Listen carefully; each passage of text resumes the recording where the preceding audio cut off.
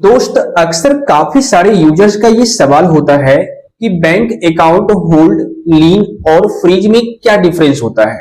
क्योंकि आए दिन काफी सारे यूजर्स के बैंक अकाउंट साइबर सेल की ओर से या फिर बैंक की ओर से भी कई बार होल्ड कर दिया जाता है या कुछ अमाउंट को लीन कर दिया जाता है या फिर बैंक अकाउंट को ही फ्रीज कर दिया जाता है। तो इस सिचुएशन में सबसे बड़ा सवाल यह है कि इन तीनों में डिफरेंस क्या है, और अगर हमारे बैंक अकाउंट को होल्ड कर दिया जाए या लीन कर दिया जाए या फिर हमारे बैंक अकाउंट को पूरी तरह से फ्रीज कर दिया जाए तो उस सिचुएशन में हमें क्या करना चाहिए ताकि मेरा प्रॉब्लम सॉल्व हो जाए, फिक्स हो जाए। और इसके लिए हमें कहां जाना होगा, कैसे कौन सा प्रोसेस करना होगा, आज के इस वीडियो में हम पूरे विस्तार से समझेंगे। तो वीडियो काफी ज्यादा इंफॉर्मेटिव होगी, लाइक और शेयर। मेरे दोस्त, सबसे पहले एक डाउट क्लियर कर दूं, क्योंकि इस तरह का जो डाउट है, कंफ्यूजन है, काफी सारे यूजर्स के मन में रहता ही रहता है। देखिए, काफी सारे यूजर्स को ये लगता है कि अगर हमारे बैंक अकाउंट को होल्ड किया गया है या लीन किया गया है या फ्रीज किया गया है या फिर इन फ्यूचर कभी भी इस तरह की प्रॉब्लम क्रिएट हो सकती है, तो वो सिर्फ और सिर्फ साइबर सेल की ओर से ही प्रॉब्लम हो सकती है। यानी इन्वेस्टिगेशन ऑफिसर ही हमारे बैंक अकाउंट को होल्ड, लीन और फ्रीज कर सकते हैं, जबकि ये 100% सच्चाई नहीं है। मैं आपको क्लियर कर दूं, आपके बैंक अकाउंट को बैंक के इंटरनल पॉलिसी की वजह से भी कई बार लीन किया जाता है या कई बार आपके अकाउंट को होल्ड किया जाता है। जहां तक बात रही फ्रीज की, तो अक्सर ये मैंने नोटिस किया है कि आपके बैंक अकाउंट को किसी भी प्रकार का कोई सीरियस मैटर होता है, इन्वेस्टिगेशन चल रहा होता है, तब जाकर के आपके बैंक अकाउंट को साइबर सेल की ओर से फ्रीज किया जाता है। तो ऐसा कभी भी मत सोचिएगा कि सिर्फ साइबर सेल वाले ही इस तरह की प्रॉब्लम क्रिएट कर सकते हैं आपको, यानी आपके बैंक अकाउंट को होल्ड, लीन, फ्रीज कर सकते हैं। कई बार बैंक भी करती है। ठीक है, ये पॉइंट तो क्लियर हो गई। अब बात करते हैं इन तीनों पॉइंट्स में डिफरेंस क्या है। तो यहां पर सबसे पहला पॉइंट की बात करें तो वो है होल्ड की, यानी आखिर में होल्ड होता क्या है और किस तरीके से होल्ड हमारे अकाउंट में लगता है। तो भाई, यहां पर होल्ड का सिंपल सा मतलब यह है कि कई बार बैंक क्या करती है, अपने इंटरनल पॉलिसी की वजह से, मैं आपको रीजन बताऊंगा होल्ड क्यों लगता है, लेकिन इसका सिंपल सा मतलब है कि बैंक आपके अकाउंट के किसी एक पार्टिकुलर ट्रांजैक्शन को या फिर किसी पार्टिकुलर अमाउंट को टेम्पोररी के लिए रोक देता है, जिस वजह से आप उस अमाउंट को यूज नहीं कर पाते। जैसे कि एक एग्जांपल के साथ मैं आपको क्लियर करता हूं। मान लीजिए आपके बैंक अकाउंट में टोटल मिलाकर के 50,000 रुपए हैं, लेकिन बैंक की ओर से 10,000 रुपए पर होल्ड लगा दिया गया। अब ऐसे में क्या होगा कि आपके अकाउंट में 50,000 रुपए तो दिखेंगे, शो करेंगे, बट आप सिर्फ और सिर्फ 40,000 रुपए ही इस्तेमाल कर पाओगे। बाकी के जो 10,000 रुपए हैं, जिस अमाउंट पर, जिस ट्रांजैक्शन पर होल्ड लगाया गया है, वो अमाउंट वहां पर होल्ड ही रहेगा। जब तक आप होल्ड को रिमूव नहीं करवाओगे तब तक उस अमाउंट को यूज नहीं कर पाओगे। होल्ड में जरूरी नहीं होता है कि आपके पूरे बैंक अकाउंट को ही होल्ड कर दिया जाता है, किसी पार्टिकुलर अमाउंट को या किसी पार्टिकुलर ट्रांजैक्शन को होल्ड किया जाता है, लेकिन जिस अमाउंट या जिस ट्रांजैक्शन को होल्ड किया जाता है आप उसको यूज नहीं कर पाओगे। कहीं पर पेमेंट करना चाहोगे, कहीं पर मान लीजिए बिल पे करना चाहोगे या पेमेंट ट्रांसफर करना चाहोगे, कुछ भी करना चाहोगे ना, तो आप उस पार्टिकुलर अमाउंट को नहीं कर सकते, क्योंकि टेम्पोररी के लिए उसे ब्लॉक कर दिया जाता है। अब यहां पर नेक्स्ट डाउट यह है कि आखिर में होल्ड लगता ही क्यों है, यानी बैंक वाले हमारे अकाउंट में होल्ड क्यों लगाते हैं।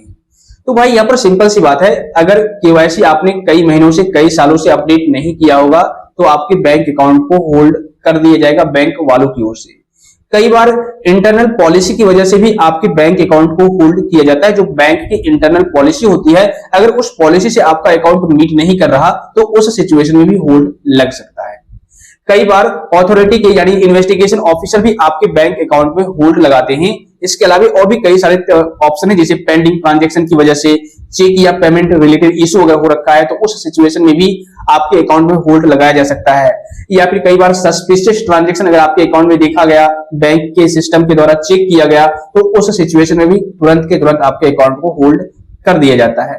तो कई सारे रीजन होते हैं जिस वजह से आपके अकाउंट को होल्ड किया जाता है।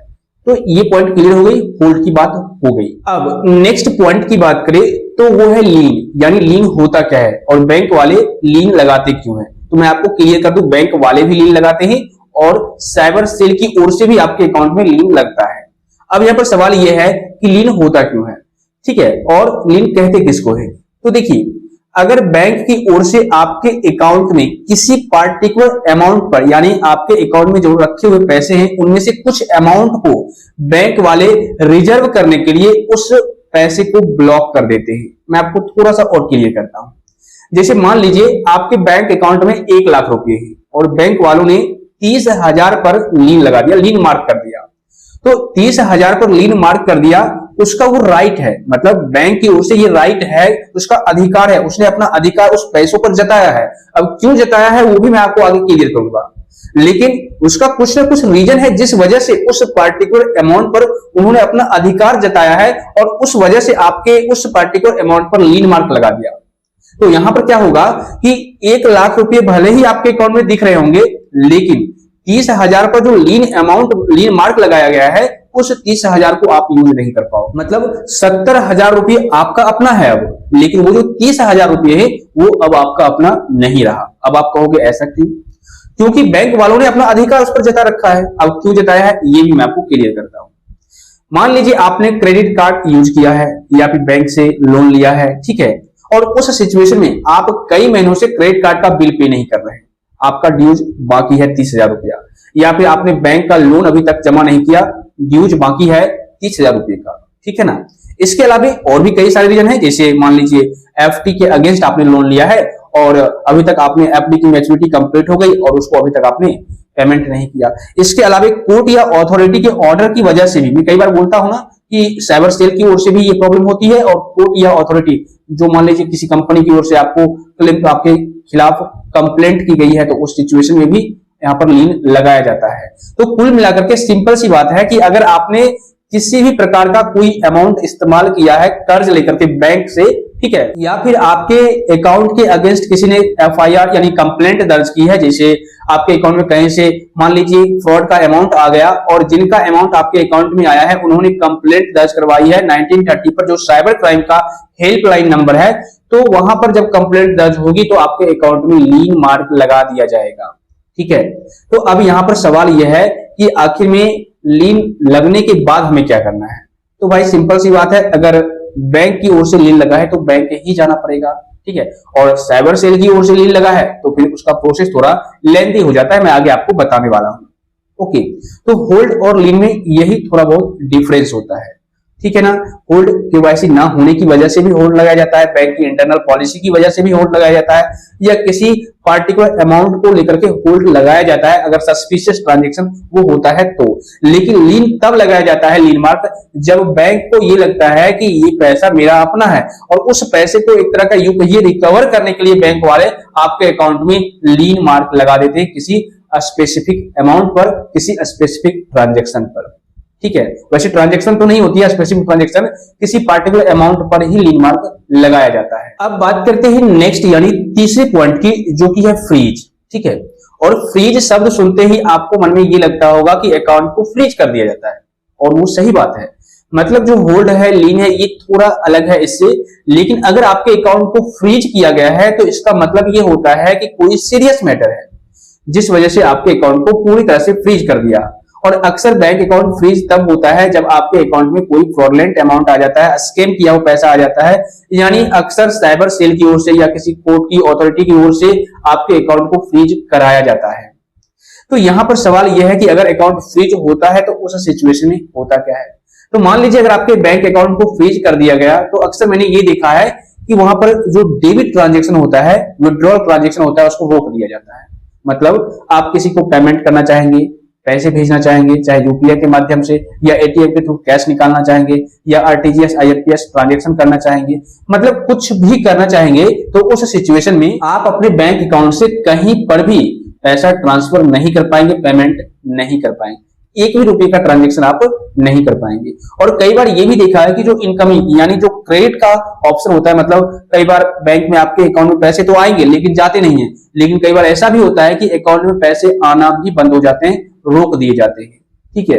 तो ये उनके ऊपर डिपेंड करता है, जो इन्वेस्टिगेशन ऑफिसर आपके अकाउंट को फ्रीज किए हैं वो आपके अकाउंट पर किस तरह का परमिशन अलाउ किए हुए हैं, उस उस सिचुएशन में डिपेंड करता है कि आपके अकाउंट में पैसा आएगा या नहीं आएगा, ठीक है। लेकिन अक्सर आता है बट जाता नहीं है, तो यहाँ पर प्रॉब्लम बहुत ज्यादा हो जाती है, अकाउंट को पूरी तरह से फ्रीज कर दिया जाता है, आप कुछ भी नहीं कर पाते हो। चलिए ये तीनों पॉइंट तो क्लियर हो गई। अब बात करते हैं, मान लीजिए अगर आपके बैंक अकाउंट में होल्ड लगा हुआ है, लीन लगा हुआ है या आपके अकाउंट को फ्रीज किया गया है, तो उस सिचुएशन में हमें क्या करना चाहिए। तो देखिए, मान लीजिए आपके अकाउंट में होल्ड लगा हुआ है या आपके अकाउंट में लीन मार्क लगा हुआ है, तो सबसे पहले आप ब्रांच में विजिट कीजिए जहां पर आपका अकाउंट ओपन हो रखा है। आपको इधर उधर कोई भी प्रोसेस करने की जरूरत नहीं है।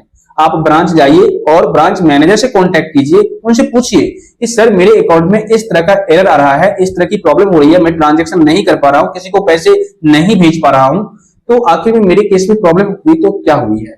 तो वो चेक करके बताएंगे। तो वहां पर यह बताया जाएगा, अगर आपके बैंक अकाउंट में बैंक की ओर से ही होल्ड लगा होगा या लीन मार्क लगाया गया होगा, तो बैंक वाले आपको बता देंगे कि आपके अकाउंट में इस पार्टिकुलर अमाउंट की वजह से होल्ड लगा हुआ है, क्योंकि आपने लोन का रिपेमेंट नहीं किया, क्रेडिट कार्ड का बिल पे नहीं किया, इस वजह से लीन मार्क लगा हुआ है आपके अकाउंट में, या केवाईसी आपने कई सालों से अपडेट नहीं करवाया है, या किसी सस्पिशियस ट्रांजैक्शन की वजह से आपके अकाउंट में बैंक की ओर से ही होल्ड लगा है। तब आपको उनसे ये पूछना है कि सर अब आप मुझे ये बताइए हमको आगे का प्रोसेस करना क्या है।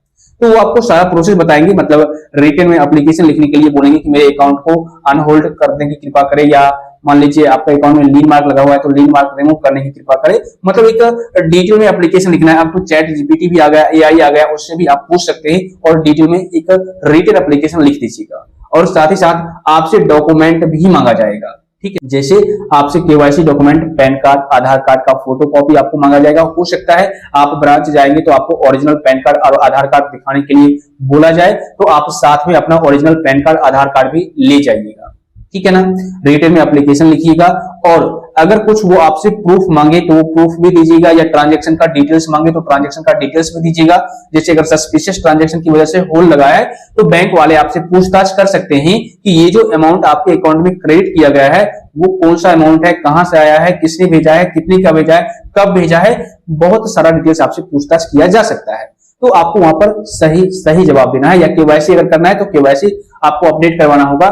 बस इतना करने के बाद आपके बैंक अकाउंट से विद इन 24 टू 48 आवर्स के अंदर अंदर आपके अकाउंट से लीन मार्क या होल्ड रिमूव कर दिया जाएगा, अगर ये प्रॉब्लम खासकर बैंक से हुई है तब, ठीक है। लेकिन वहीं पर अगर ये प्रॉब्लम हुई है साइबर सेल की ओर से, किसी अथॉरिटी की ओर से, कोर्ट के द्वारा, तो वहां पर बैंक वाले आपको सिर्फ और सिर्फ डिटेल से ही देंगे कि आपके बैंक अकाउंट को इस साइबर सेल के थ्रू होल्ड किया गया है, लीन किया गया है, और अगर फ्रीज किया गया होगा तो फ्रीज भी बता दिया जाएगा कि आपके अकाउंट को इस स्टेट के साइबर ब्रांच के थ्रू फ्रीज, होल्ड, लीन किया गया है। और आईओ यानी इन्वेस्टिगेशन ऑफिसर का mobile number, contact number, email ID, उनका नाम, उनका सारा पता, सब कुछ आपको बैंक की ओर से मिल जाएगा, ठीक है। अगर नहीं मिलता है तो आप 1930 पर कॉल करके भी सारा डिटेल्स पता कर सकते हैं। वहां से भी पता नहीं चलता तो आप अपने आसपास जो इन्वेस्टिगेशन ऑफिसर का यानी जो साइबर ब्रांच है वहां पर जाकर के आप पूछताछ कर सकते हैं, तो वहां पर सारा डिटेल्स आपको मिल जाएगा। तो अब आपको क्या करना है उस सिचुएशन में, आपको जो डिटेल्स मिला है, जो कॉन्टैक्ट नंबर मिला है इन्वेस्टिगेशन ऑफिसर का, उस कॉन्टैक्ट नंबर पर आप कॉल करने की कोशिश कीजिए, ठीक है। अगर वो कॉल रिसीव कर लेते हैं तो कॉल के माध्यम से ही आप सारी बातें उनसे पूछिए कि आखिर में प्रॉब्लम हुई तो क्यों हुई है।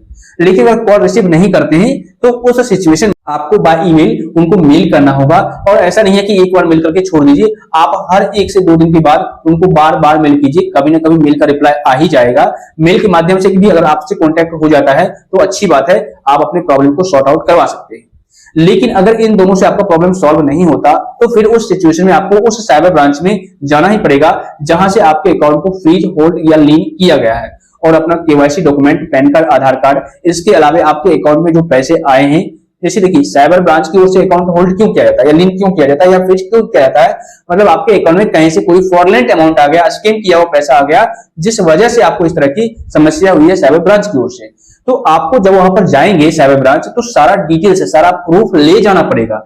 ऐसा नहीं है कि आप उनको बरगला सकते हैं या फिर उनको गलत जानकारी देकर के वहां से निकल सकते हैं, ऐसा बात नहीं है। अगर आप डिटेल्स बताने में थोड़ा भी आनाकानी करते हैं या आप प्रूफ देने में हिचकिचाते हैं, वहां पर प्रूफ नहीं देते हैं, तो फिर आप और बड़ी बड़ी प्रॉब्लम में फंस सकते हो। तो वहां पर जाने से पहले आप सारा डॉक्यूमेंट्स रेडी कर लें, ठीक है, पैन कार्ड हो गया, आधार कार्ड हो गया, बैंक पासबुक हो गया, ट्रांजैक्शन हिस्ट्री हो गया, ट्रांजैक्शन डिटेल्स लास्ट 6 मंथ का या 3 मंथ का हो गया, या उस पर्टिकुलर ट्रांजैक्शन का भी डिटेल्स ले सकते हैं जिस वजह से आपको प्रॉब्लम हुई है।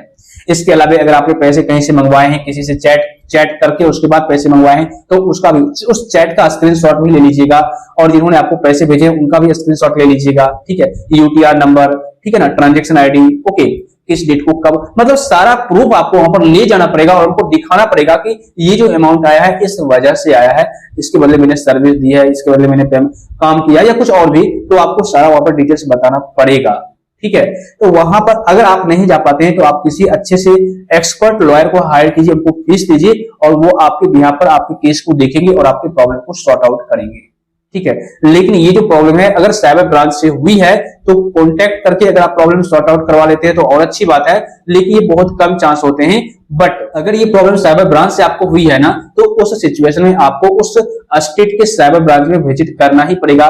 फिर चाहे आप विजिट कीजिए खुद से, या फिर आप अपने दोस्तों को, अपने रिश्तेदारों को भेजिए, अगर वहां पर कोई रहते हैं तो उनको भेजिए, या फिर आप किसी एक अच्छे से साइबर क्राइम एक्सपर्ट लॉयर को हायर कीजिए और उनको वहां पर भेजिए, तभी जाकर के आपका प्रॉब्लम सॉल्व होगा। और ऐसा नहीं है कि 24 से 48 घंटे में बैंक की तरह आपका प्रॉब्लम सॉल्व हो जाएगा। वहां पर इन्वेस्टिगेशन किया जाता है, जांच पड़ताल किया जाता है, ठीक है।